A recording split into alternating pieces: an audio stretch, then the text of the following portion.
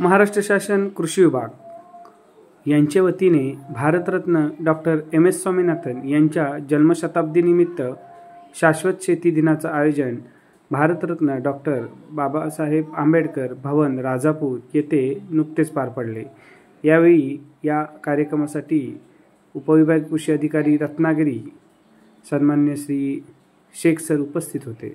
त्याचप्रमाणे या कार्यक्रमासाठी सन्माननीय तालुका कृषी अधिकारी राजापूर श्री सकपाळ सरही उपस्थित होते। या कार्यक्रमाचे आयोजन तालुका कृषी अधिकारी राजापूर यांच्या मार्गदर्शनाखाली कृषी अधिकारी पाटील मॅडम तसेच बाकी सर्व तालुका कृषी अधिकारी कार्यालयाचे पदाधिकारी आणि कर्मचारी यांच्या वतीने करण्यात आले होते। त्याचप्रमाणे आपल्याकडे पंजाब देशमुख नैसर्गिक शेती मिशन कंपनीचे आपले दयानंद चौधरी साहेब उपस्थित आहेत। त्यांनी आपलं चांगल्या प्रकारे मार्गदर्शन केलेलं आहे। त्याचप्रमाणे राजंगा शेतकरी उत्पादक कंपनीचे गोपालजी गोंडा हे त्यांनी आपल्याला चांगल्या प्रकारे मार्गदर्शन केले। तसंच कलिंगड टीमच्या शुभांगिता डंबरे मॅडम यांनी देखील क्षेत्रीय खूप छान माहिती दिली। आणि त्याचप्रमाणे आपल्याकडे उपस्थित शेतकरी प्रगतशील शेतकरी आहेत, त्याप्रमाणे लोकप्रतिनिधी आहेत। तसेच माझ्या कार्यालयातील कृषी अधिकारी पाटील मॅडम आहेत, आंबेड मॅडम आहेत, आपले तालुका तंत्रज्ञान वैभव आंबे आहेत। आणि त्याचप्रकारे आपले सर्व कृषी अधिकारी सहाय्यक कृषी अधिकारी आणि सर्व शेतकरी बंधू वगैरे। तर आज आपण शाश्वत शेती का करणार तर याबद्दल पाटील मॅडमने आपल्या प्रास्ताविकामध्ये सांगितलं होतं। त्याचप्रमाणे आपल्या आमदार साहेबांनी पण मराठी सांगितलं। तर आपले जे देशाचे शास्त्रज्ञ doctor Swaminathan Bharat Ratna doctor M S. Swaminathan यांचं जे शेतीमधलं जे काम आहे, शेतीला दिले त्यांनी आपल्या व्हरायटी असेल त्याप्रमाणे तांदूळ आणि गहू या दोन पिकांच्या त्या प्रगत व्हरायटी त्यांनी जोडून काढल्या आणि त्यामुळं आपल्या देशाचं उत्पादन वाढलं। तर त्यांचा जी शेती क्षेत्रातील भरीव कामगिरी आहे त्यासाठी आपण हा दिवस साजरा करतो आहे। धाडसी नेतृत्व किंवा धाडसी गुण आहेत ते या व्यासपीठाच्या माध्यमातून समोर यायला पाहिजे आणि शेतकऱ्यांसाठी काहीतरी करायला पाहिजे। यासाठी आपण राजापूर तालुका सेंद्रिय फार्मर कंपनी स्थापन केली आहे। त्याचं रजिस्ट्रेशन आपल्याला मिळालेलं आहे। तर त्या माध्यमातून आपण लवकरात त्या संदर्भामध्ये आपली आता 2-3 दिवसामध्ये मीटिंग होणार आहे। त्याच्यामध्ये पण सर्व आमचे समूहगट आहेत, हा समूहगट त्यांनी त्याच्यामध्ये सहभाग घ्यायचा आहे आणि 101 गावापर्यंत आपण सेंद्रिय शेती पोहोचवण्याचं सर्वांनी काम करायचं। एवढेच सांगताना मी थांबतो। ही गरज ओळखायची असेल तर शेतीमध्ये आपले हात लागले पाहिजे, शेतीमध्ये आपण काम करायला पाहिजे, त्याशिवाय गरज ओळखता येणार नाही। आम्ही शेती करत असताना आमचे बहुतेक केंद्र आमच्या प्रशिक्षणामध्ये काय नसतं। शेती आपल्याशी बोलली पाहिजे। शेती बोलली तर शेतीमध्ये काय प्रॉब्लेम असते आपल्याला शेतीमध्ये कळते। कारण ज्या पद्धतीनं माणसांमध्ये प्राण्यांमध्ये रोगराई असते तशी त्या वनस्पतीवरती पण रोगराई असते। मग ही कधी कळेल जेव्हा आपलं आरोग्य आपण टाळून ठेवण्याचं काम करतो, सकाळी आंघोळ करतो, फ्रेश होतो, तर तशाच पद्धतीने निसर्गामध्ये पण होणारे जे काही बदल आहेत तर टिकण्याची क्षमता आपल्याकडे असते। ते मुख्य आहेत ते सांगण्याचा प्रयत्न करतात, परंतु मालकच जागेवर नसेल तर ते कुणाला सांगण्याचा प्रश्नचिन्ह निर्माण। मग हे प्रश्नचिन्ह निर्माण करत असताना आपण शेतकरी आहोत, आपण स्वतः म्हणायला पाहिजे मी शेतकरी आहे। फवारणी आपण केली तर दुसऱ्या कीटकनाशकाची पण गरज नाही, ते आपल्याला टॉनिक म्हणून सुधारतं। आपल्याला मधमाशी बोलवण्यासाठी जर कीटकनाशक वापरले तर मधमाशी येत नाही जवळ, पण तुम्ही ताक, गुळ आणि वेलची यांची जर फवारणी केली तर 100% मधमाशी येते। गेलेल्या प्लॉट्स मध्ये गेलेला प्लॉट होता, परंतु परत आला, मध्ये ते हवामान चेंज झालं बघा आणि त्यात मधमाशी थोडीशी लागली होती, परत एक फळ बांधलं गेलं तिथं, एवढी परिस्थिती निर्माण झाली। त्याच्यानंतर तुम्ही कापूराचा जास्त वापर करा। सेंद्रिय शेती म्हणजे वेगळं काय, कापडाचा दर वाढण्यासाठी फवारणी कीड लगेच लागते। तर बाकी सगळ्या गोष्टी करण्यापेक्षा जर त्यातनं आपल्याला सेंद्रिय गर्भ निर्माण करून आपल्याला जर सेंद्रिय शेतीचं उत्पादन आपल्या पोटात गेलं तर आपण निश्चितच आपलं आयुष्यमान वाढणार आहे। प्रत्येक जण 4-5 महिन्यांनी एक होतं खरं म्हणजे तसं प्रमाण जर बघायला गेलं तर एका एकरला पण 40-45 किलोची जी काय जर वापरत होते त्यांना नाहीच काय आधार ते, पण शक्यतो जर त्याच्या जोडीला तुम्ही शेणखत दिला तर तेवढं वापरण्याची पण गरज नाही. लगेच सेंद्रिय शेती होत नाही, त्याला 10 वर्ष काढवावी लागतात. माझं 7वं वर्ष आहे, म्हणून मी म्हटलं आपण 1-2 वर्ष पाठी आहे. आणि तीच शेतीमध्ये तुम्ही बघा वर्षानुवर्ष बदल. आज मी माझे सरळ माझ्या शेतीच्या पुढे लिहिलेलं असतं सेंद्रिय भेंडी मिळेल, सेंद्रिय भाजीपाला मिळेल. 100% मी सांगते. का पहिलं त्यांचं जे वापरलेलं आपण जर एखाद्याची रेंटची जमीन घेतली तर 100% आपण त्याच्यात काय बदल करू शकत नाही. पण माझ्याकडे जे काय आहे ते 100% तुमच्याकडे कसं काय जायचं? आम्ही 2 महिने आपल्याच होतो. आम्ही मग घेतला गेल्या वर्षी 5ला बऱ्यापैकी आम्ही काजू गोळा केला, बऱ्याच लोकांनी दिला. पण दुसऱ्या वर्षी तेच झालं की सर तुम्ही आम्हाला आता पैसे द्यायला का गणपतीला 500 मिळेल. जसं केंद्र सरकारने आज आपण त्यासाठी जमलो आहे. शाश्वत शेतीतील कोणाच आहे स्वामीनाथन सर जन्मशताब्दी निमित्त आपण सुरू करत आहे. त्यांनी आपल्या देशा मॅडमने सांगितलं प्राप्तमध्ये हरितक्रांतीचे जनक त्याला म्हणायला हरकत नाही. त्यांनी देशासाठी आपला शेती उत्पादनाने भरघोस असं उत्पादन यासाठी प्रयत्न केले. त्यांच्या जन्मशताब्दी निमित्त आपण जमूया. त्यांना प्रथम स्वतःला प्रमाण करतो. बाबासाहेब आंबेडकर त्यांना स्वतःला प्रमाण करून आपण मी आता मी जे कंपनी आहे आणि त्याचा अध्यक्ष आहे माझे मित्र डोबळे साहेब मॅडम डबळे मॅडम यांनी बरीचशी माहिती आपल्याला दिली आहे. नैसर्गिक शेती का गरजेची आहे, कशा केली पाहिजे, कशासाठी केलं पाहिजे. तर आपल्या मेन मान्यवर आहे त्यांची बरीचशी आपल्याला माहिती ऐकून घ्यायची आहे, त्यांचा विचार करून घ्यायचा. मी थोडक्यात सांगेन की माझ्या दोन्ही सहकार्यांनी सांगितलेल्या शेतीप्रमाणे आपण जर तसं शेतीमध्ये उत्पादन घ्यायचा प्रयत्न केला तर आपलं आयुष्यमान 100% उंचावेल.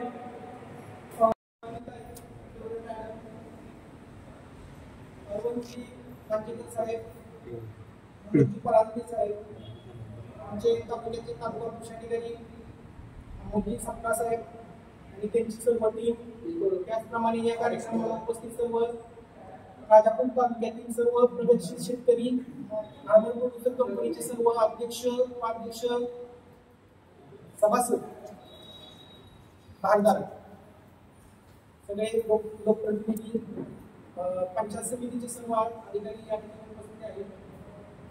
आज त्याच्यामध्ये महाविस्तार AI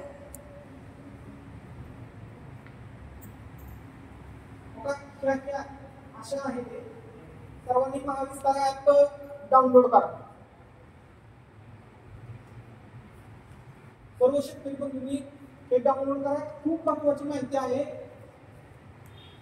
जे आपल्याला शेती करताना जी काय माहिती लागते म्हणजे विद्यापीठाचे जे ऍडवायझरी आहेत, सल्ले आहेत, ते सुद्धा SOP आहे याच्यामध्ये.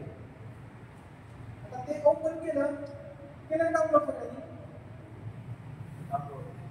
हा आता तिथं पिक निवडा म्हणते, ऍड क्रॉप म्हणते. हा रजिस्ट्रेशन तुमच्या मोबाईलवर करायचं आणि पासवर्ड आहे ना तो 1 2 3 4 हा बाय डिफॉल्ट आहे तो.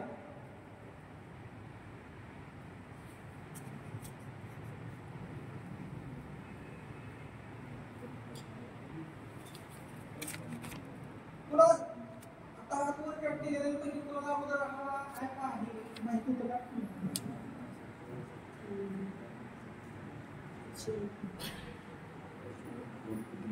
महाविस्तार AI ऍप आहे.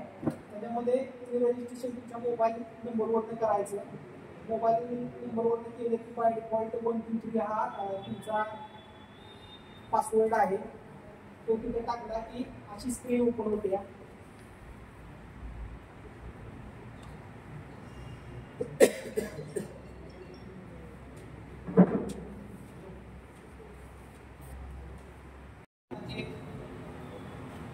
भारतीय राज्यघटनेचे शिल्पकार आज आपण त्यांचं पूजन केले.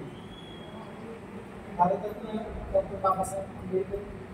तसेच याच दिवशी ज्यांचा जन्म झाला ते सुद्धा भारतरत्न आहे असे आपले डॉक्टर MS स्वामीनाथन हे भारतीय हरितक्रांतीचे जनक आहेत. त्यांचा जन्म आपल्या सर्वांना म्हणजे आजच्या दिवशी झाला. आपण जन्मशताब्दी डिसेंबर वर्षी पूर्ण झालेली आहे.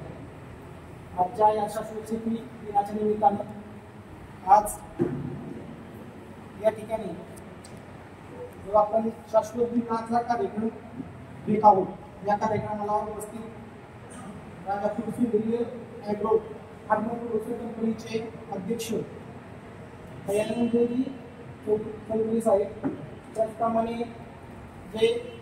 जी कंपनी आहे